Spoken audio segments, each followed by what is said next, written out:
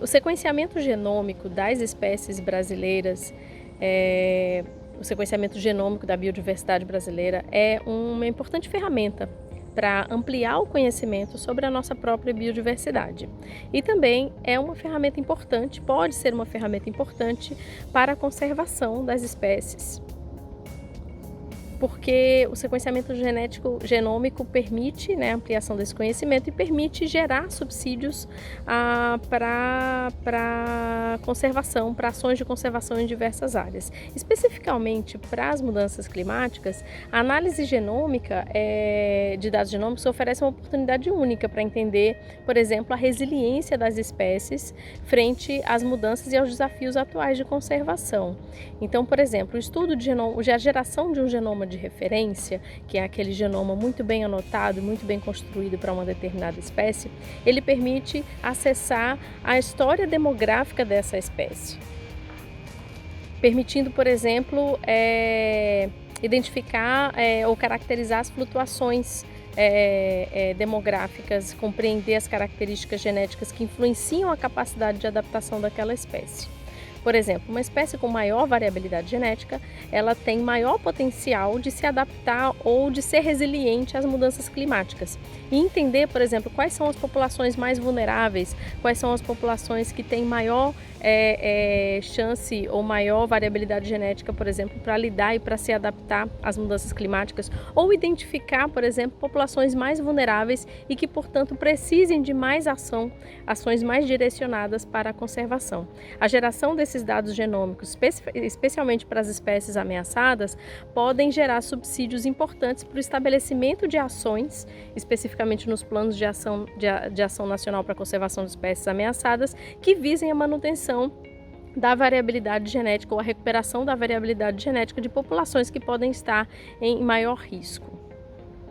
O Consórcio Genômica da Biodiversidade Brasileira, o GBB, ele tem como foco principal o sequenciamento genômico de espécies da fauna e da flora brasileiras, mas o foco principal é em espécies ameaçadas de extinção, exóticas invasoras ou que têm um potencial bioeconômico, com maior foco nas espécies que têm um potencial bioeconômico de interesse das comunidades tradicionais, por exemplo, que coexistem com unidades de conservação nacionais, especificamente as de uso sustentável. Assim, o GBB contempla espécies de todo o Brasil, mas para falar especificamente da Amazônia, o GBB já tem projetos com foco em espécies que têm ocorrência na Amazônia ou que são endêmicas da Amazônia. E para trazer alguns exemplos, nós temos um primata ameaçado de extinção, o Cebus capori, que é popularmente conhecido como caiarara, e é uma espécie criticamente ameaçada de extinção, que é endêmica do bioma amazônico e que nós estamos já em fase de conclusão do genoma de referência dessa espécie.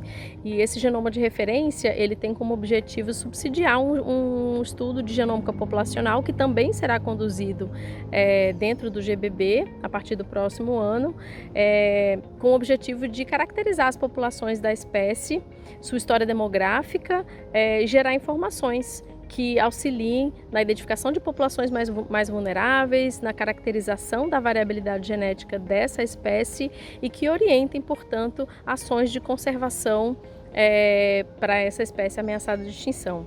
Tem um outro primata, que é o Ateles marginatus, ou o coatá de testa branca, ou macaco-aranha, que também é uma espécie ameaçada de extinção e que terá um genoma de referência gerado pelo GBB.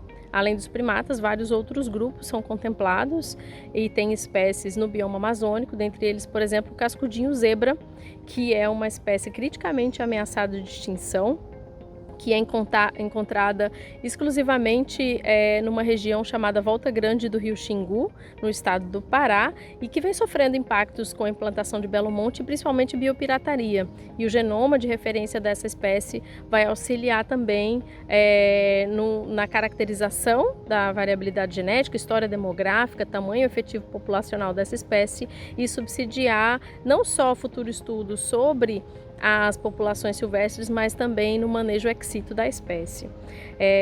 E para finalizar, um outro exemplo que nós temos é a Podocnemis expansa, que é a tartaruga da Amazônia, que é uma espécie bem interessante porque ela é de grande interesse bioeconômico, né? Ela é uma fonte vital de proteína para muitas comunidades ribeirinhas da Amazônica, mas ela é avaliada como quase ameaçada de extinção. E para essa espécie, além do genoma de referência, nós teremos um estudo de genômica populacional associado para avaliar a diversidade genética, para relacionar esses dados de variabilidade genética com variáveis ambientais e com estudos pretéritos de monitoramento da espécie, de censo populacional e de manejo da espécie. Então, para avaliar também como é que essas populações e o quanto elas estão vulneráveis às mudanças climáticas. E além dos genomas de referência, o GBB tem um outro eixo metodológico que é o de geração de mitogenomas, que é o sequenciamento dos genomas mitocondriais das espécies. E é muito importante, por exemplo, para subsidiar futuros estudos de monitoramento da biodiversidade, utilizando as novas técnicas de DNA ambiental, que utilizam amostras ambientais como solo e água para identificar as espécies que ocorrem, por exemplo, em uma unidade de conservação ou em determinada área que precise de monitoramento.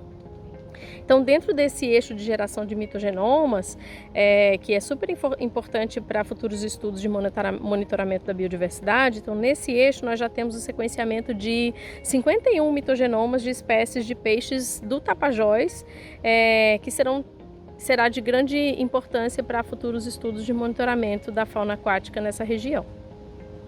E, finalmente, sobre a escolha das espécies, né? Como é que se dá a escolha das espécies estudadas, que tem um papel muito importante do ICMBio nessa escolha. Nós realizamos em 2023 uma consulta aos 14 Centros Nacionais de Pesquisa e Conservação do ICMBio e enviamos formulários de consulta também para todas as unidades de conservação federais que estão sob a responsabilidade do ICMBio, para a realização de um primeiro levantamento de demandas. A partir daí nós organizamos esse levantamento de demandas, os dados foram organizados em formas de pré-projetos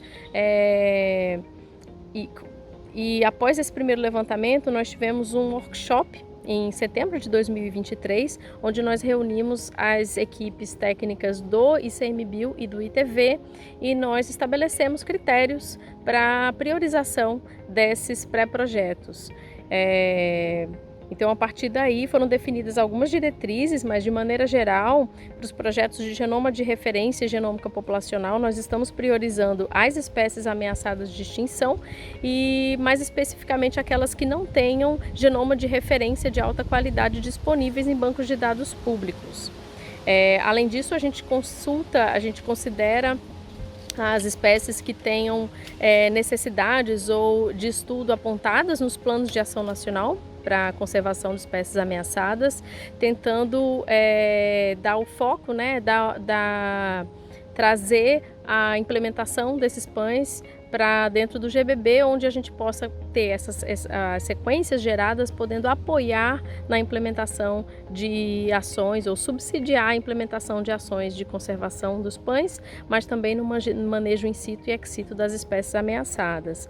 Então, de maneira geral, foi feito esse esforço, né, de priorização, mas os projetos eles são trazidos aos Centros Nacionais de Pesquisa e Conservação do ICMBio, que fazem uma primeira avaliação e então esses projetos eles são aprovados tanto pelo ICMBio, pelos grupos gestores tanto do ICMBio quanto do ITV, né, que nos auxiliam avaliando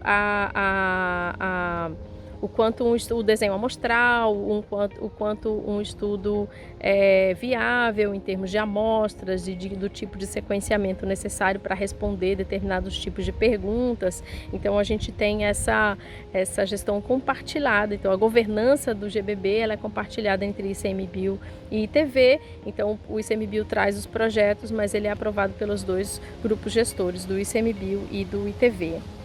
É isso. Dentro do consórcio Genômica da Biodiversidade Brasileira, hoje aproximadamente 600 espécies da fauna e flora brasileira estão sendo sequenciadas. Esse número é um número ainda parcial porque o consórcio ainda está recebendo projetos novos, que tem como alvo outras espécies. Então é muito possível que até o final do projeto nós tenhamos aí mais de 1.000 espécies sendo sequenciadas, né? Até o momento, 50% das espécies sequenciadas têm ocorrência na Amazônia. Eu poderia citar a anta, que é amplamente distribuída no Brasil, mas que também ocorre na Amazônia. Nós temos mais de 50 indivíduos sendo sequenciados atualmente. O gavião real, ou arpia, também, embora distribuído no Brasil, tem a sua maior presença na Amazônia, né? Também temos dezenas de indivíduos sendo sequenciados e esse ano publicamos o primeiro genoma de referência da arpia. E a arara azul, que ocorre no Pantanal e na Amazônia, mas tem populações amazônicas que são inclusive diferenciadas geneticamente, como a gente já verificou. Ou seja, a presença de espécies amazônicas, né, dentro desse contingente é muito grande, né, cerca de metade aproximadamente. Esse número deve crescer conforme o projeto, né, o consórcio vai crescendo também no seu tamanho, no seu escopo. É muito importante termos o conhecimento genético das espécies da nossa biodiversidade. Por um lado, temos as espécies que estão sob perigo de extinção, e esse perigo de extinção se dá por diminuição do espaço onde essas espécies ocorrem, ou diminuição do seu habitat, mas também pela diminuição da diversidade genética dessas espécies. Nós temos agora modelos genéticos que podem nos avisar se essas espécies estão num rumo que pode levar à extinção ou se estão com um conteúdo genético estável. Por outro lado, espécies de produção agrícola, é importante termos a genética dessas espécies para aprendermos como que na natureza alguns indivíduos aprenderam ou evoluíram para lidar com situações climáticas semelhantes às do futuro. E também na natureza nós encontramos espécimes que são sempre resistentes a alguma doença que porventura possa aparecer, e as mudanças climáticas apontam que elas virão. Então nós temos que entender qual que é a diversidade genética dessas espécies para que nós podemos aprender como a natureza lidou com essas dificuldades e trazer essas soluções para a produção.